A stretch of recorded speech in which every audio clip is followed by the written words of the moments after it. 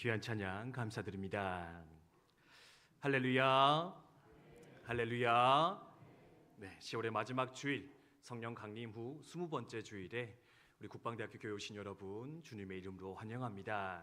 하나님께서 예비하신 사랑과 은혜가 충만히 부어지는 복된 이 시간 되기를 주님의 이름으로 축원드립니다. 우리 양옆에 있는 분들과 인사 한번 나눠볼까요? 사랑합니다. 축복합니다. 네, 오늘도 참 잘 오셨습니다. 네, 한 번 더 인사하겠습니다. 네, 참 잘 오셨습니다. 네, 감사합니다. 우리는 흔히 인생에 대해서 이야기할 때 이런저런 비유를 들어 설명할 때가 많이 있습니다. 어떤 게 있을까요? 먼저는 인생은 마라톤이다. 네, 그렇죠? 42.195km라고 하는 긴 거리를 앞서기도 하고 뒤서기도 하면서 때로는 오르막을, 때로는 내리막을, 때로는 굽은길을, 때로는 좁은길을 뛰기도 하고 걷기도 하면서 원하는 목적지까지 다다르게 되는 것, 그것이 바로 우리의 인생이라 설명하기도 합니다. 또 어떤 것이 있을까요? 어떤 분은요, 여행에 비유하시더라고요. 네, 출생이라고 하는 출발지로부터 죽음이라고 하는 그 마지막 목적지까지 여행의 여정을 감당하는 것, 기독교적으로 말하자면 저 천국 하나님의 나라 약속의 땅까지 순례하여 나아가는 순례자의 삶, 그것이 바로 우리의 인생이라 이야기하기도 합니다. 어떤 분은 이런 표현 사용합니다. 인생이란 소풍입니다. 네, 천상병 시인의 귀천이라는 시에 등장을 하고 있는데요. 나 하늘로 돌아가리라. 아름다운 이 세상 소풍 끝나는 날 가서 아름다웠다고 말하리라. 너무나 아름다운 표현이지 않을까 개인적으로 생각을 하는데요. 우리의 인생이 뭐냐? 잠깐 소풍 나온 겁니다. 그러니 너무 무겁게 살 필요 없습니다. 너무 걱정 근심으로 살아갈 필요 없습니다. 그저 우리의 인생은 감사로, 찬송으로, 기쁨으로 살아내다가 우리의 본향, 우리의 집, 저 천국으로 돌아가면 그만일 것인데, 그러므로 이 인생을 기쁨으로 살아내시기 바랍니다. 우리 가운데 도전하는 것 볼 수가 있습니다. 산성도 여러분, 바라고 소원하는 것은 우리의 모든 삶의 인생들이 이 천상병 시인의 고백과 같이 하나의 소풍과도 같기를, 하나의 기쁨과 감사와 찬송이 넘치는 인생의 순례 여정 되시기를 주님의 이름으로 축원드립니다. 축원드립니다. 네, 그렇게 되었으면 좋겠는데요. 이런 말씀 드리는 이유가 무엇이냐? 오늘 어떤 본문의 말씀에 보면 예수님께서 우리의 인생을 향하여서 또 다른 비유를 말씀해주고 계시기 때문에 그렇습니다. 우리는 마라톤이라 이야기합니다. 여행이라 이야기합니다. 때로는 소풍이라고 이야기를 했었는데, 우리 주님께서는 우리의 인생을 향하여서 무엇이라 말씀하고 계실까? 이것과 같다 말씀하는데요. 같이 한번 읽어보도록 하겠습니다. 함께 읽습니다. 시작. 아멘. 그렇습니다. 우리의 인생을 무엇으로 비유할 수 있느냐? 바로 건축에 비유할 수 있을 것 같다. 집을 짓는 것, 그것이 바로 우리의 인생이라 주님께서 말씀하고 있다라는 겁니다. 박동현이라고 하는 개인의, 나 자신의 집을 쌓아 올리는 것입니다. 또는 내가 속한 가정이라고 하는 건물, 집을 쌓아 올리는 것, 우리의 인생일지 모르겠습니다. 또는 직장이라는 건물을, 또는 교회라고 하는 그 공동체의 건물, 그 집을 기초로부터 기둥과 벽과 지붕까지 쌓아올라 거기에 많은 사람들이 깃들이도록 하는 것, 그것이 바로 우리네 인생일 것인데, 너희가 그러한 삶을 살았으면 좋겠다, 주님께서는 가르쳐 주고 있는 것입니다. 아마도 이 표현은요, 지극히 자기 고백적이고 경험에서 우러나왔던 표현이지 않을까 생각할 수 있는데요. 이게 무슨 말이냐? 여러분, 예수님이 공생의 사역 사시기 전에 주로 하셨던 일 뭔지 아십니까? 네, 역시 감사합니다. 네, 답이 나왔는데요. 목수일을 주로 하셨습니다. 네, 아니 그런 거 성경에 없던데요. 네, 물론 목수일을 하셨다 표현되어 있지는 않은데, 예수님의 아버지, 육신의 아버지 요셉의 직업이 뭐라고 나옵니까? 목수라고 나오거든요. 네, 그 집안의 가업이 바로 목수, 나무를 깎고 다듬는 일이었을 것이다 생각을 할 수 있습니다. 30살, 30이 되어서 공생에 출발하셨으니까 그 전까지는요, 아버지와 함께 목수일을 열심히 감당하셨을 겁니다. 나무를 깎아 집을 세우셨을 거고요. 나무를 깎아 쓸 생활의 물품들을 만드셨던 주님이셨습니다. 그래서요, 누구보다 집 짓는 것에 있어서만큼은 전문가요, 많은 지식을 가지고 계셨던 주님이셨는데, 그래서 어느 날 주님 이런 깨달음을 얻으셨던 것 같습니다. 아, 그렇구나. 우리네 인생이라는 것이 진짜 집을 짓는 것과 같구나. 이 집 짓는 것이 바로 우리 인생이구나 깨달으시고는 그 가르침을 이 산상수훈의 말미에 제자들에게, 우리에게 말씀해 주고 있는데, 이 가르침의 의미에 대해서 우리가 함께 이 시간 돌아보며 생각하였으면 좋겠습니다. 그럼 예수님, 인생은 건축이다, 집 짓는 것이다 말씀하셨는데, 도대체 무엇을 말씀하기 위해 이것을 선언하고 계실까? 우리에게 들려주고 계실까? 이것 때문에 그런 것 같습니다. 첫 번째 가르침인데요, 함께 읽도록 하겠습니다. 함께 읽습니다. 시작. 아멘. 그렇습니다. 인생은 건축이다, 인생은 집을 짓는 것이다. 근데요, 이 표현 한 이유가 무엇이냐? 바로 집을 지어 나감에 있어서 기초라는 것이 정말 중요한데, 너희가 이 기초를 튼튼히 하는 자가 되라. 기초를 잘 쌓아 일으켜 세우는 자가 되라. 이것을 가르치기 위해서 우리 주님께서는 이 비유를 우리 가운데 설명을 하고 있다라는 겁니다. 오늘 말씀 보면은요, 집을 반석 위에, 바위 위에 지은 사람이 있고 집을 모래 위에 지은 사람이 있다. 근데 반석 위에 기초를 두면 참 잘하는 것이고 모래 위에 집을 쌓으면 참으로 어리석은 것이다. 이렇게 말씀하시면서 기초의 중요성에 대해서 예수님께서 말씀을 하고 있거든요. 근데 이것을 우리가 잘 생각하고 돌아볼 수 있어야 한다라는 겁니다. 여러분, 사실 앞서 우리 인생이 건축이다라고 했을 때 여러분 어떤 생각부터 먼저 하셨습니까? 건축이다. 그러면 나는 과연 지금 어떤 집을 쌓고 있을까? 어떤 집을 만들고 싶을까? 아마 그런 생각을 하셨을 겁니다. 아파트로 들어갈까? 전원주택을 지을까? 주상복합을 한번 지어볼까?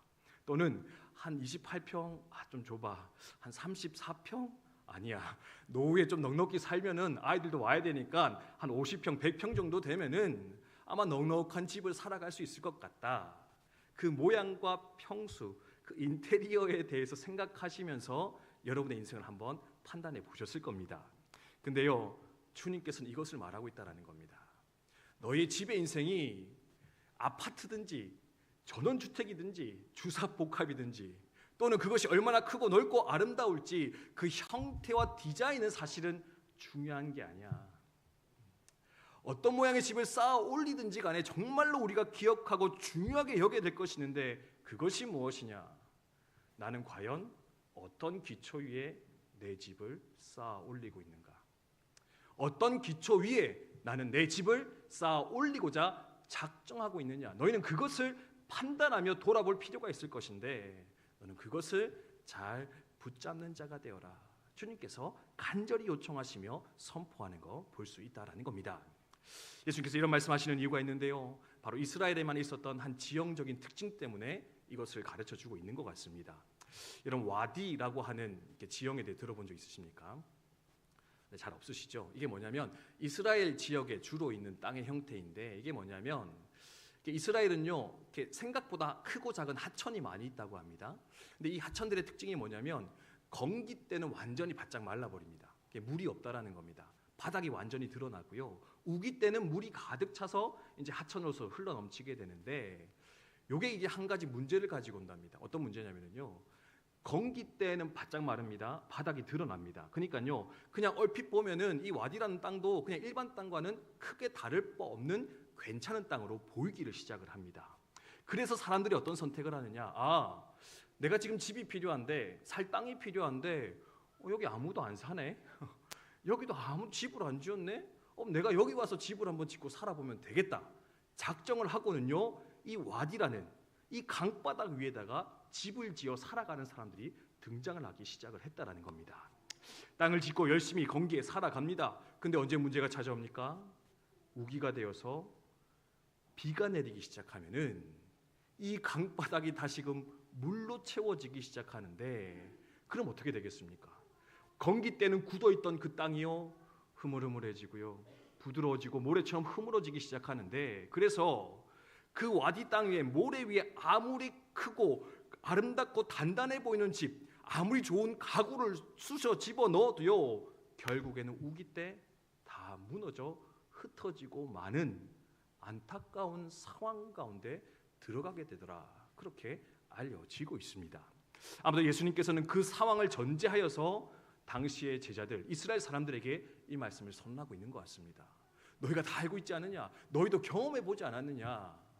와디에 지으면, 모래 위에 지으면 홍수가 나고 바람 불면 무너지지만 바위 위에 잘 세워진 집은 그것이 아무리 초라하고 볼품없을지라도 그것은 어떤 비바람에도 흔들리지 않고 깨어지지 않아 좋은 집의 역할을 감당하게 될 것인데, 너는 기초를 튼튼히 하는 자가 되라. 기초가 중요함을 기억하라. 주님께서는 말씀해 주고 있습니다. 한 가지 비유만 더 들면은요, 여러분 서울 이렇게 잠실 가면은 이렇게 롯데 월드타워 있는 거 아십니까? 네, 한 번도 안 가보셨습니까? 네, 죄송합니다. 네, 이렇게 무시하는 발언 아닙니다. 네, 여러분 다 논산에 계시지만 뭐 다 이렇게 서울을 거쳐오신 도시 분들이라 생각이 드는데, 저도 지난 5월달에 저희 교단 수련할 때 저 롯데 월드타워를 꼭대기를 한번 올라가 봤거든요. 한번 보내주셔가지고 올라가는데 돈도 되게 비싸더라고요. 근데 이제 쭉 엘리베이터 타니까 막 순식간에 올라가는데, 저 건물이 우리나라에서 제일 높은 건물이라고 합니다. 높이가 554.5m, 층수가 123층입니다. 네, 별로 안 놀라시네요. 네, 뭐 저런 건물에 다 살고 계시나 봅니다. 네, 근데요, 저 롯데 타워를 지을 때 가장 많은 공정, 가장 많은 관심과 노력을 기울였던 작업인데, 그게 뭐냐면은 바로 기초공사였다. 그렇게 이야기하는 기사를 본 적이 있습니다. 저 건물의 기초가요, 두께만 67m이고 직경이 92m라고 합니다. 정말로 거대한 매트의 형태로 기초를 공사하고 나니까요, 지하 6층짜리 건물 높이로, 그러고 나니까 그 위에 뭐가 올라갔느냐? 123층짜리 500m짜리 건물이 올라가도 흔들리지 않고 저렇게 우뚝 서서 우리나라의 이 서울의 랜드마크로 역할하는 것을 볼 수가 있는데, 오늘날도요, 결국에 뭐가 중요하다고요? 기초. 좋은 건물을 위해서는 기초를 쌓는 것이 중요하다. 우리 가운데 이야기하는 거 볼 수가 있습니다. 자, 이제 기초가 중요하다 말씀하셨는데요. 그럼 이제 두 번째 또 주님의 레슨으로 넘어가면 좋을 것 같습니다. 그러면 뭐 건물을 지을 때는 뭐 콘크리트 많이 붓고 철근 넣으면 기초가 튼튼해지는데, 그럼 인생이라고 하는 집의 기초를 든든히 하기 위해서는 무엇이 필요하겠느냐? 이게 관건인데 주님께서 이렇게 말씀해주고 계십니다. 같이 읽어볼까요? 읽습니다. 시작.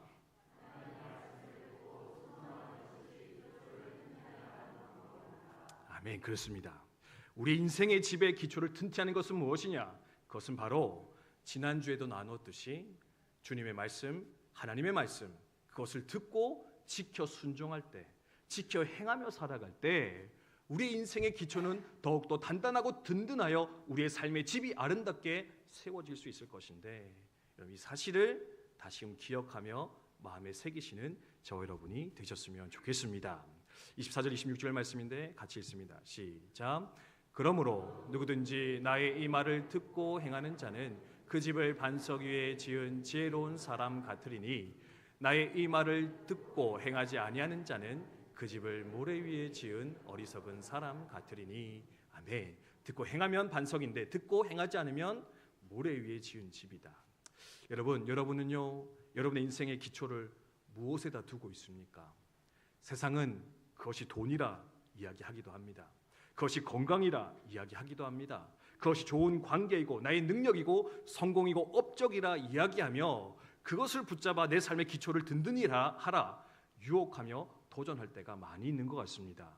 이 중에도 그 말에 속아 그것을 내 삶의 기초로 여기며 그것을 붙잡기 위해 아둥바둥 살아가는 분들 많이 있지 않을까 생각 들어지는데, 근데 주님의 해답이 뭡니까? 주님의 메시지는 무엇이냐? 하나님의 말씀, 나의 말을 듣고 지켜 행하면 내 삶의 기초는 단단하여 흔들리지 않을 것이다. 이 말을 다시금 기억하며 새기는 저 여러분이 되셨으면 좋겠습니다. 왜 그렇습니까? 당연하지요. 하나님이 천지 만물의 창조주이시지 않습니까? 역사의 주인이십니다. 하나님이요, 이 세상의 모든 것을 만드시고 그 작동의 원리를 만들어 놓으셨는데, 그래서 어떻게 해요? 그 하나님이 만들어 놓으신 작동의 원리, 그 말씀을 따라 살아가면 당연히 우리의 삶이 잘 살아가질 수밖에 없지 않겠습니까?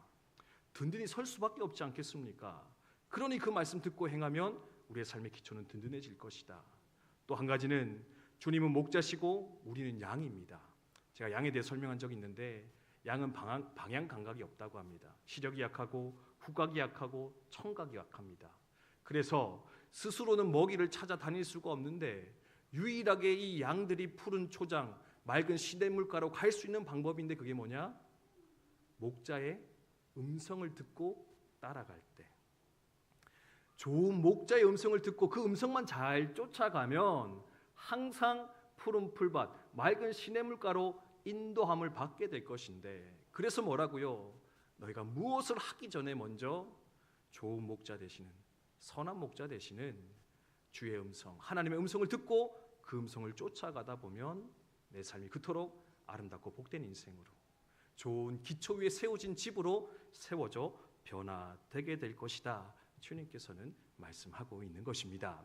성도 여러분, 주의 말씀 위에 우리의 인생의 기초를 다시금 세우자 결심하시는 저와 여러분 이 시간 되시기를 주님의 이름으로 축원드립니다. 축원드립니다. 네, 특별히 오늘 말씀에서 여러분 기억할 게 있는데, 모래 위에 집을 지은 사람, 말씀 다시 띄워주시면요, 그 사람이 어떤 사람이라고 이야기하냐면 결코 비신자와 신자로서 이 두 가지를 구분하고 있지 않다는 걸 여러분 꼭 기억을 하시면 좋겠습니다. 네, 뭡니까? 모래 위에 집을 지었는데도 그 사람이 뭘 했다고요? 이 말을 들었다는 겁니다. 안 들은 사람, 모르는 사람이 아닙니다. 네, 비신자가 아니라는 겁니다. 적어도 하나님 앞에 나와서 이 말을 한 번쯤은 들었던 사람이다. 근데 문제는 뭐냐? 듣고 행하면 반석인데 듣고 행하지 않으니 여전히 모래 위에 그 집을 지어 살아가는 어리석은 인생으로 끝나버리고 있다. 주님 안타까운 마음으로, 또한 경고하는 마음으로 이 말씀을 제자들에게 우리 가운데 허락하고 계신데, 바라는 것은 아무리 오래 신앙생활해도 듣기만 하고 지키지 않았다면 나는 여전히 모래 위에 지은 인생, 모래 위에 요동할 수 있는 인생임을 다시금 돌아보며 생각하면서 우리 안에 말씀에 대한 순종, 말씀을 행하는 그 삶의 결단이 온전히 일어날 수 있게 되기를 주님의 이름으로 축원드립니다. 그래서 마지막 세 번째 이렇게 결론 내리십니다. 같이 읽어볼까요? 읽습니다. 시작. 아멘. 기초가 튼튼하면 어떻게 되느냐? 결코 무너지지 않는다. 환란이 왔을 때 흔들리지 않을 것인데 내가 이것을 소망하며 또한 기대함으로 말씀 위에 기초를 세우라 주님 말씀하십니다. 25절인데 함께 읽습니다. 시작.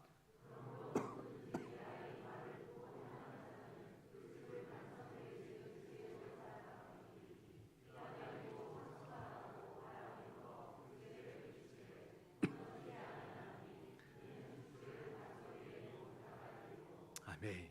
기초가 어떠한가? 그 언제 드러나느냐? 이제 말씀해 주시는 건데요. 삶에 어려움이 찾아왔을 때, 창수가 나고 비바람이 칠 때 그 삶의 기초가 무엇인가는 드러나게 되는데, 기초를 반석 위에 세우면 결코 흔들리지 않는다. 주님께서는 약속해 주고 계십니다. 그럼 동경 제국 호텔이라는 호텔이 있었다고 합니다. 일본의 도쿄에 세워졌던 호텔인데요. 이 호텔이 건축계에서는 아주 유명한 호텔로 그렇게 알려져 있다고 합니다. 왜 유명하느냐? 이 호텔이 1922년도에 완공이 되었거든요. 근데 1923년도에 동경에 큰 일이 일어났었습니다. 혹시 무슨 일인지 아십니까? 네, 대단합니다. 네, 오늘따라 더 높은 수준을 보여주셔서 제가 많이 놀래고 있는데, 네, 관동 대지진이라고 하는 역사가 있었다는 거 들어보셨습니까? 네. 저도 잘 모르는데 하여튼 뭐 준비하다 보니까 그런 일이 있었대요.